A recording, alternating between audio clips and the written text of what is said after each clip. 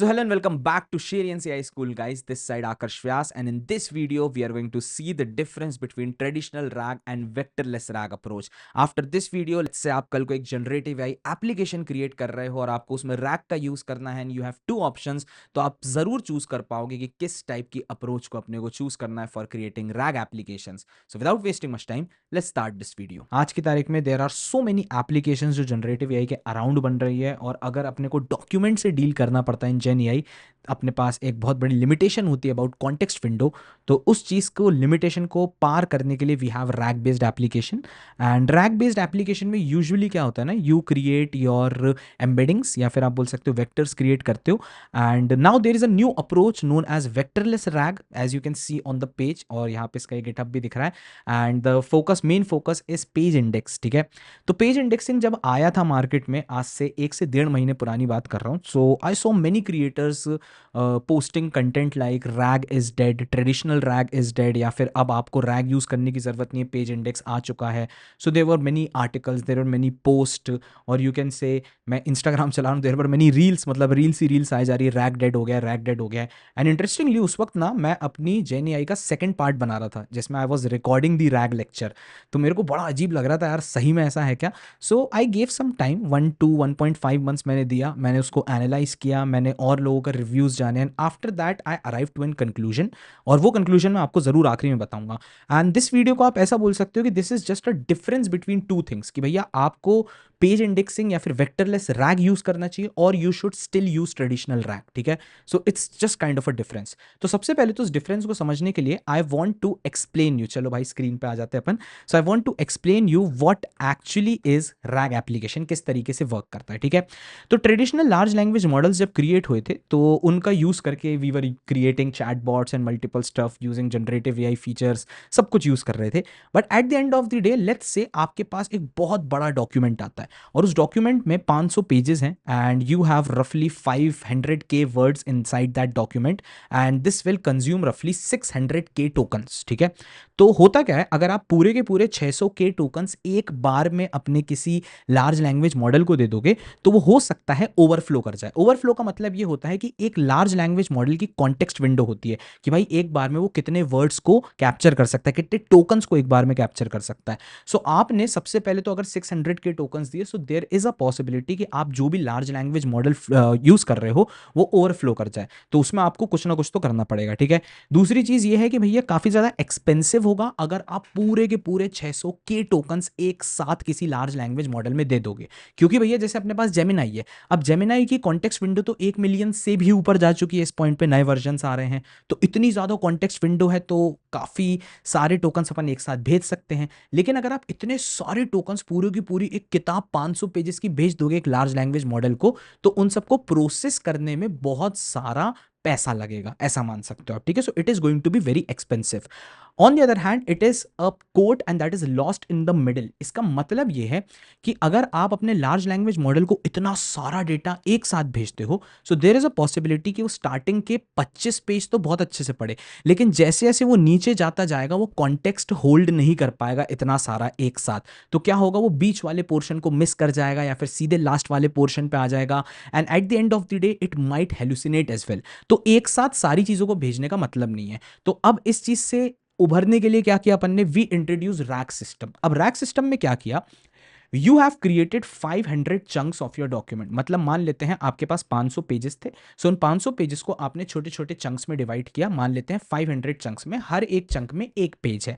अब ये जो चंकिंग होती है इसकी मल्टीपल टेक्निक्स होती हैं। नाउ मैं यहाँ पे आपको टेक्निक्स नहीं बताने वाला, if you actually want to learn what are the techniques that you can use for chunking, तो आप जनरेटिव एआई सीरीज का सेकंड पार्ट देख सकते हो, उसमें मैंने पूरा रैग ही अच्छे से एक्सप्लेन किया है। अब जब आप चंकिंग क्रिएट करते हो, मान लेते हैं पूरे 500 पेजेस के 500 अलग अलग चंक्स क्रिएट कर लिए, अब हर एक चंक को आप एम्बेड करते हो। अब भैया एम्बेडिंग क्या है, embedding is just a numerical representation of your data. अब जैसे यहाँ पे आपको दिख रहा है ये एम्बेडिंग हुई है क्रिएट, ठीक है, ऐसे ही आपके पास ये 1 है, 2 है, 3 है, ऐसी 500 एम्बेडिंग्स क्रिएट होंगी। और ऑब्वियस सी बात है, एक एम्बेडिंग इतनी छोटी नहीं होती है, it's a big embedding, it's a large embedding, इसके डायमेंशन ज़्यादा होते हैं, एंड इट्स अ, आप बोल सकते हो पूरे के पूरे ये जो 500 चंक्स हैं इनको रिप्रेजेंट करने के लिए, किसी एक चंक को रिप्रेजेंट करने के लिए एक एम्बेडिंग होती है। अब आपने कर दी भैया 500 एम्बेडिंग्स क्रिएट। अब आप क्या करते हो, इन सारी की सारी एम्बेडिंग्स को लेते हो और आप इसको वेक्टर स्टोर के अंदर डाल देते हो। भैया वेक्टर स्टोर क्या है? वेक्टर स्टोर आप ये बोल सकते हो एक तरीके का डेटाबेस है, इसको वेक्टर डेटाबेसेस भी बोलते हैं। जैसे आपके पास क्रोमाडीबी हो गया या फिर आपके पास पाइनकोन हो गया, there are multiple other vector stores जो कि आप यूज कर सकते हो और सारी एम्बेडिंग्स को इसके अंदर स्टोर कर सकते हो। So this is the very first phase. अच्छा, बाय द वे, ये जो पूरा आपने प्रोसेस किया है, याद रखना इसमें आपने अपने लार्ज लैंग्वेज मॉडल का अभी तक यूज नहीं किया है। हाँ, लेकिन एक मॉडल का आप जरूर यूज करते हो जिसको अपन बोलते हैं एम्बेडिंग मॉडल्स। अब एम्बेडिंग मॉडल्स हगिंग फेस पे फ्री में भी अवेलेबल है या फिर चैट जीपीटी का भी है। There are different kind of embedding models जो कि आप यूज कर सकते हो। और एक और चीज अभी क्लियर कर देता हूं, एम्बेडिंग मॉडल्स में कम कॉस्ट लगता है instead of your large language model जिससे आप सीधे सवाल पूछते हो। ठीक है, तो आपने ये प्रोसेस किया एंड आपने पूरे के पूरे अपने डॉक्यूमेंट को एक वेक्टर स्टोर में सेव कर लिया। अब लेट्स से यूजर आता है और यूजर एक क्वेश्चन पूछता है, एक क्वेरी आई या फिर एक सवाल पूछा और वो सवाल रिलेटेड है किससे? ऑब्वियसली इस डॉक्यूमेंट से ही रिलेटेड है।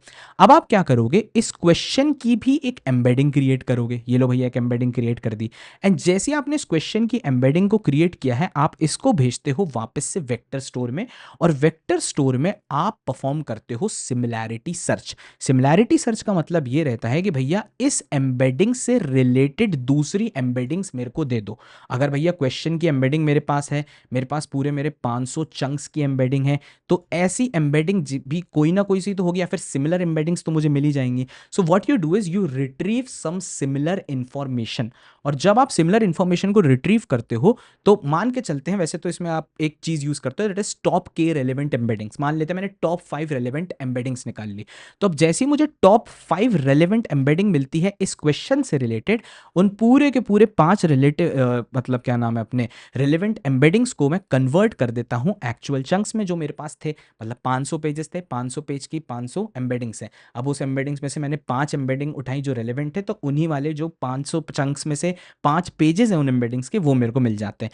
और फिर जैसे ही आप एक्चुअल चंक्स को निकालते हो, आप उसको लार्ज लैंग्वेज मॉडल को भेजते हो, आप अपने यूजर के क्वेश्चन को वापस से लार्ज लैंग्वेज मॉडल को भेजते हो। तो अब इस बार लार्ज लैंग्वेज मॉडल को पूरे के पूरे 500 पेजेस जो हैं आपके डॉक्यूमेंट के, उन सब में सर्च नहीं करना पड़ता। उसे बस करना पड़ता है कहां पे सर्च, ये 5 चीजों में सर्च करना पड़ता है टॉप 5 रेलेवेंट एम्बेडिंग्स में से, और फिर वो रिजल्ट प्रोड्यूस करता है। So this is a traditional rag system, यही अपन यूज करते आ रहे हैं।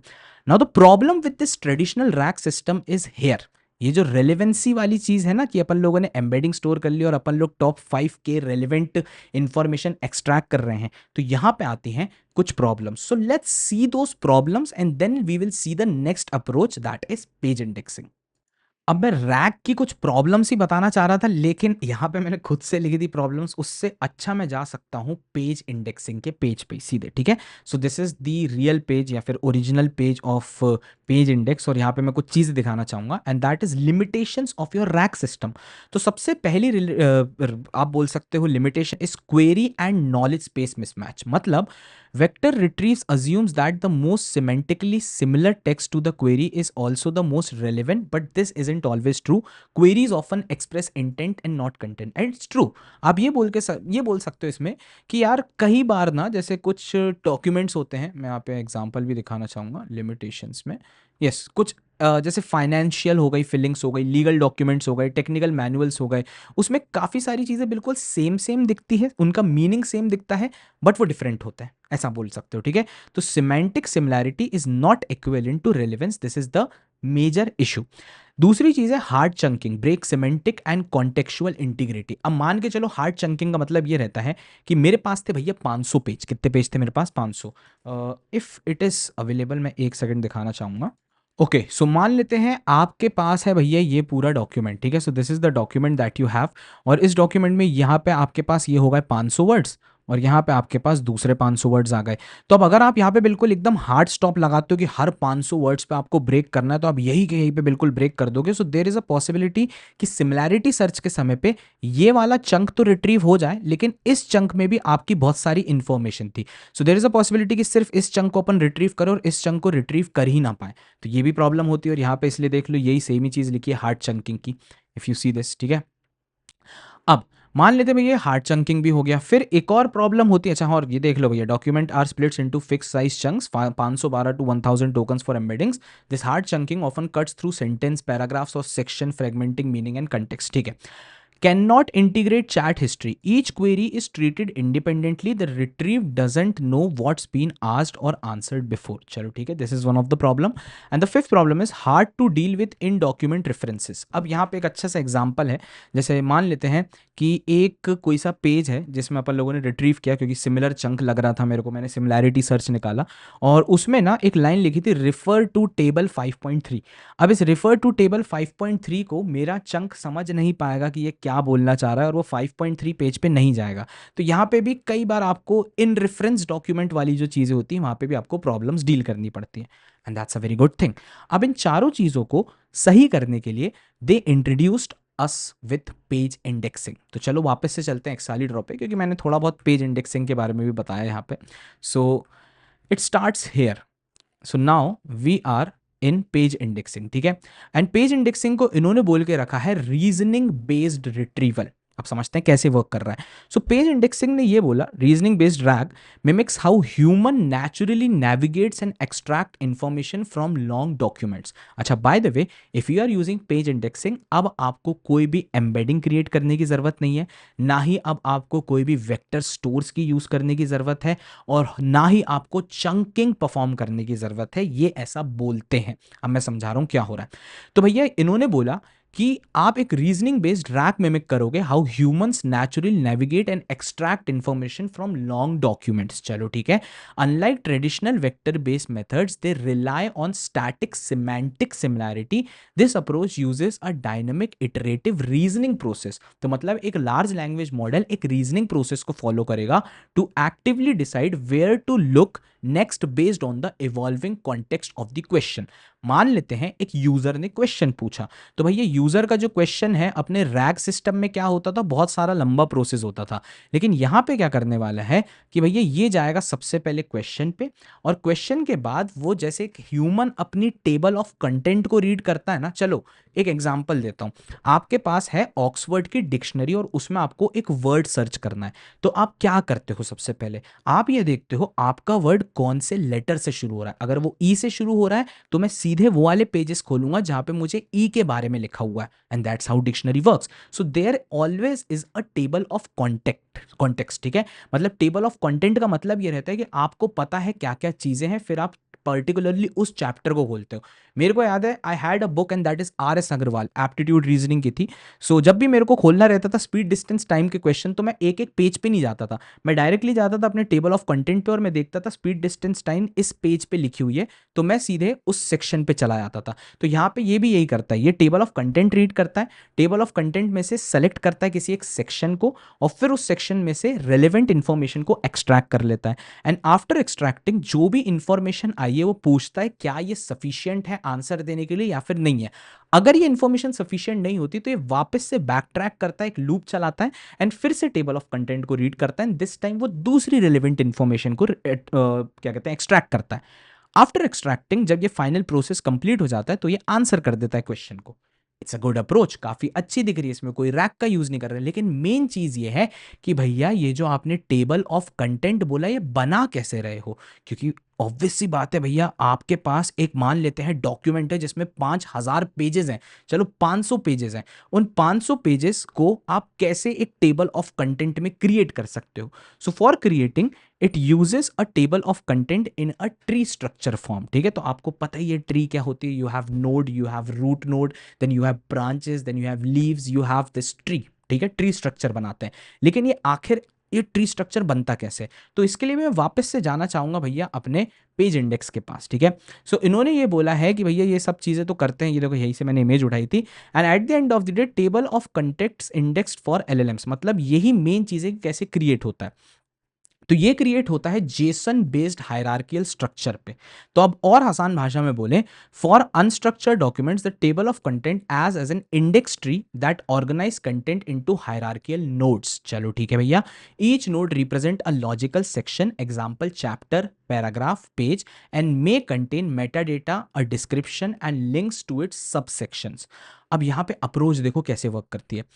एक जो लार्ज लैंग्वेज मॉडल है वो ट्रैवर्स करता है स्ट्रक्चर कंटेंट पे रिकर्सिवली, मतलब अगर मैंने 500 पेजेस भेजे हैं तो वो उन पूरे 500 पेजेस पे क्या करता है भैया, ट्रैवर्स करता है। सो दैट मीन्स यहाँ पे आपका लार्ज लैंग्वेज मॉडल ही यूज होने वाला है क्या, एग्जैक्टली और आसान भाषा में बोलें तो रैग सिस्टम में जब अपन स्टार्ट करते हैं तब आप कुछ भी अपने लार्ज लैंग्वेज मॉडल को यूज नहीं करते हो फॉर इंडेक्सिंग। वो सारी चीजें कैसे होती हैं, वो होती हैं वेक्टर स्टोर्स के थ्रू। लेकिन अगर आप यूज कर रहे हो अपने ऑब्वियसली पेज इंडेक्स को, तो बिल्कुल स्टार्टिंग में जब आप अपने एक ट्री स्ट्रक्चर बना रहे हो या फिर आप इंडेक्सिंग कर रहे हो तभी आपको अपने लार्ज लैंग्वेज मॉडल को यूज करना पड़ता है। चलो ठीक है। अब क्या करता है ना, वो लार्ज लैंग्वेज मॉडल रिट्रीव करता है targeted raw data bye node ID. तो हर एक नोड की, हर एक नोड मतलब ये जो आपको दिख रहे हैं ये छोटे छोटे गोले, दीज आर सम नोड्स। तो हर एक नोड की एक स्पेसिफिक आईडी होती है और यहाँ पे हर एक नोड में एक कॉन्टेक्चुअल मेटा डेटा कनेक्टेड रहता है, जैसे कि सोर्स टाइप हो गया, टॉपिक हो गया, सेमेंटिक टैग्स हो गए। जैसे कि भैया आपको एक एग्जांपल दिखा रहा हूँ, जेसन फॉर्मेट का कुछ ऐसा दिखता है। So this is one of the node, यहाँ पे एक नाम होगा, नोड की आईडी होगी, नेम होगा स्ट्रिंग में, डिस्क्रिप्शन होगा, मेटा डेटा होगा, सब नोड्स होंगे। तो हम नोड आईडी क्या होगी, serves as a reference key to locate the corresponding raw data. Sub nodes होंगे, field allows recursive nesting forming a full TOC tree. और मेटा डेटा होगा जो ऑब्वियसली सेमेंटिक इंफॉर्मेशन कैप्चर करेगा हर एक सेक्शन की। तो कुछ इस तरीके से ट्री बनती है। So this is the node ID and inside this node ID आपके पास है सब नोड्स, मतलब एक ट्री का पहला नोड है, फिर इसके अंदर ये होगा आपके 3 सब नोड्स। आई होप आपको ये चीज़ समझ आ रही है, ठीक है।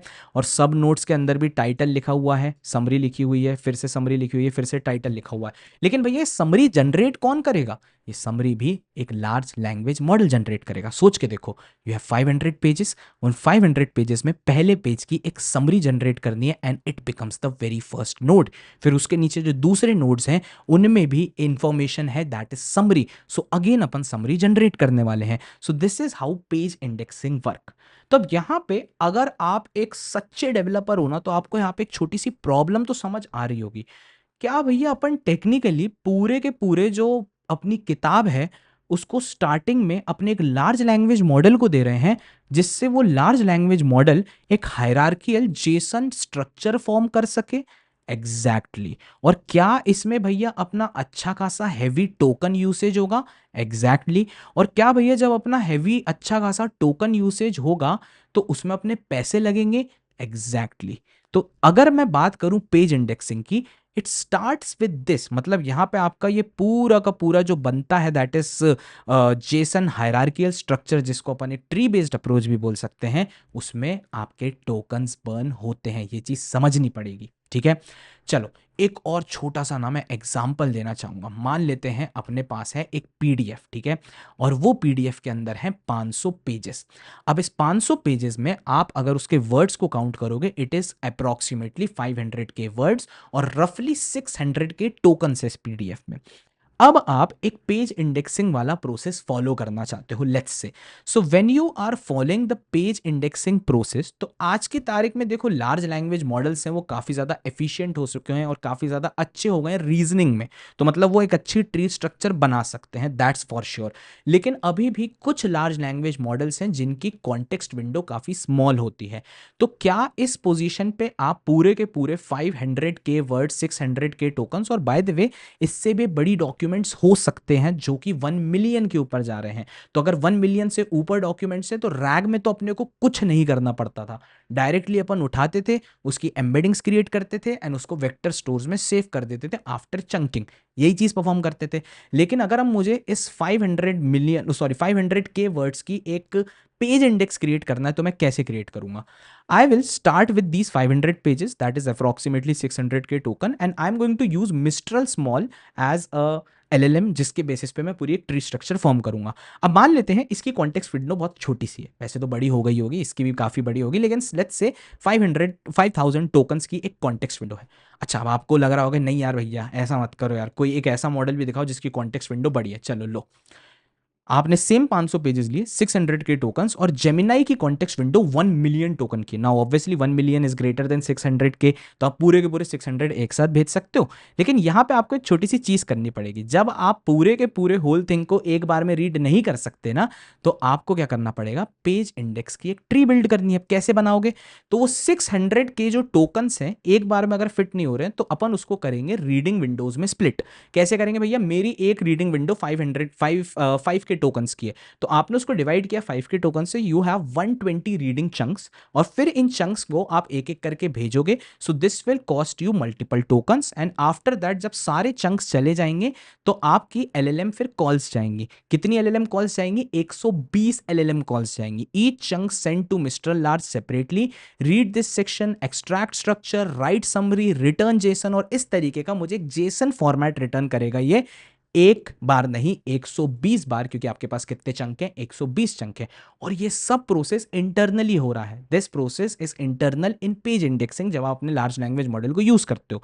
सो आफ्टर दिस आप आता है आपका स्टेप 3, जिसमें आप एक मर्ज कॉल करते हो और आप सारी की सारी 120 summaries of your whole document, उन सबको एक जगह पे स्टोर करते हो in a hierarchical tree structure, जो कि जेसन से बनता है। बहुत बढ़िया, बहुत बढ़िया, ये बना दिया आपने।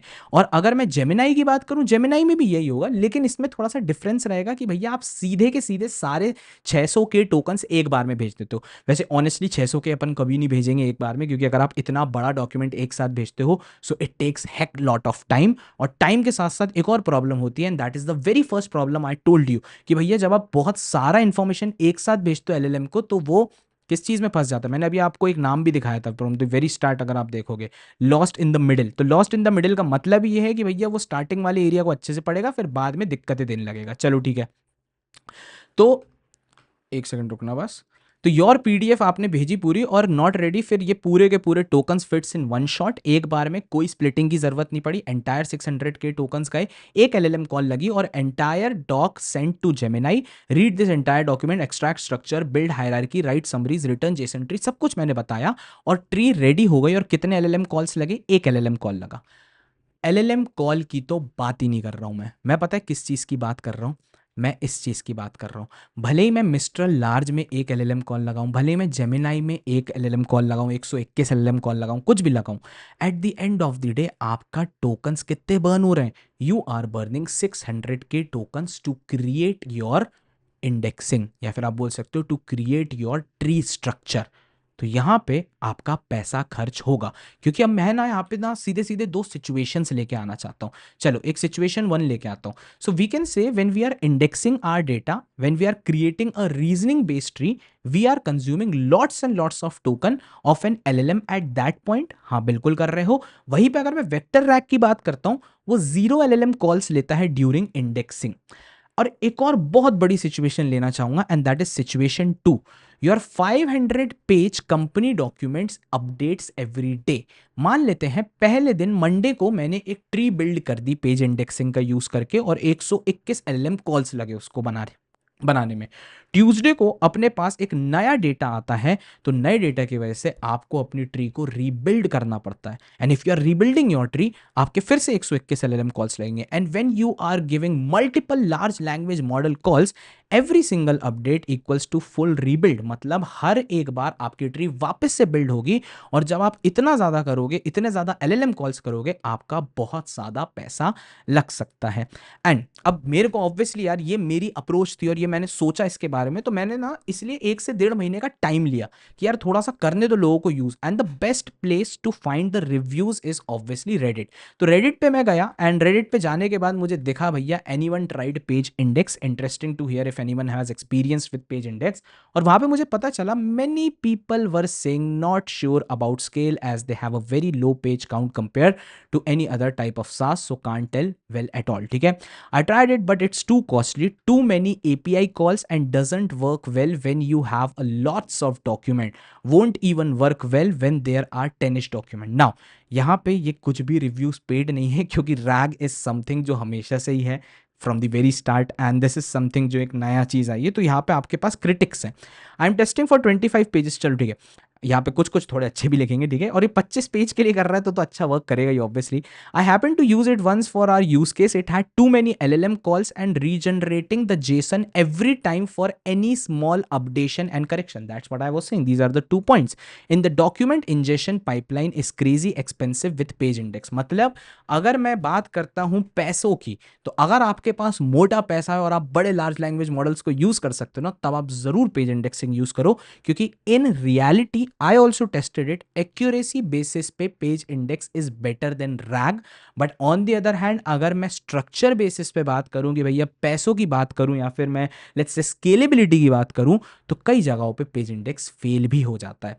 ऐसे नीचे जाता हूं, latency and token spend of trade off है भैया, कि अगर आपको थोड़ी लेटेंसी हटानी है और आप टोकन स्पेंड कर सकते हो तो आप इन दोनों के बीच में ट्रेड ऑफ कर लो। अब यहाँ पे इसने एक बंदे ने बताया कि वॉइस एआई बना रहा था एंड 520K डॉक्स का इसके पास कॉर्पस था, तो page index would never work for my corpus, साफ लिख के रखा है, ठीक है।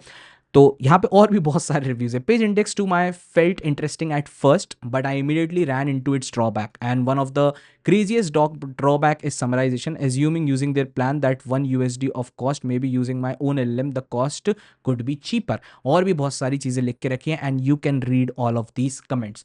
तो finally after this I arrive to an conclusion and that is now is the right time to create this video in which I can tell my students कि भाई दोनों चीजों का सेपरेट यूज केसेस है, क्योंकि at the end of the day a person wants to know कि ठीक है भैया बहुत लड़ाई चल रही है, रैग यूज करें या फिर पेज इंडेक्स यूज करो। मैं बोल रहा हूं दोनों चीजें यूज करो। अब समझते हैं इनके स्पेसिफिक यूज केसेस को कि कहां पे क्या यूज करना चाहिए। So if you want to use page index तो देयर आर सम सिचुएशंस जहां पे वो हमेशा रैक को पछाड़ देगा, देयर आर सम सिचुएशंस जहां पे ट्रेडिशनल रैक भी विन करेगा। अब देखते हैं पहली situation. If you are using page index तो आपके पास अगर लार्ज स्ट्रक्चर डॉक्यूमेंट्स हैं वहां पे पेज इंडेक्स वर्क कर जाएगा, जहां पे स्ट्रक्चर डॉक्यूमेंट्स हैं, ठीक है। डॉक्यूमेंट्स कभी बहुत रेयरली चेंज होते हैं, वहां पे भी ये विन करेगा, क्योंकि एक बार आपने अपना पूरा ट्री इंडेक्स हायरार्किकल इंडेक्स बना दिया, उसके बाद आपको उसको चेंज करने की जरूरत नहीं है। जहां पे आपको एक्यूरेसी की बहुत ज्यादा नीड है, क्योंकि ऑब्वियसली मैंने बोला है रिट्रीवल की अगर मैं बात करूं तो पेज इंडेक्स रैक से ज्यादा अच्छा है। You can afford upfront indexing cost, अगर आप अपफ्रंट इंडेक्सिंग कॉस्ट अफोर्ड कर सकते हो, मान लेते हैं आपकी कंपनी का एक डॉक्यूमेंट है जिसमें 1 मिलियन टोकन बर्न होने वाले हैं and you have a large language model and you have its subscription, अच्छे खासे आप एपीआई कॉल्स दे सकते हो, then you should go with this.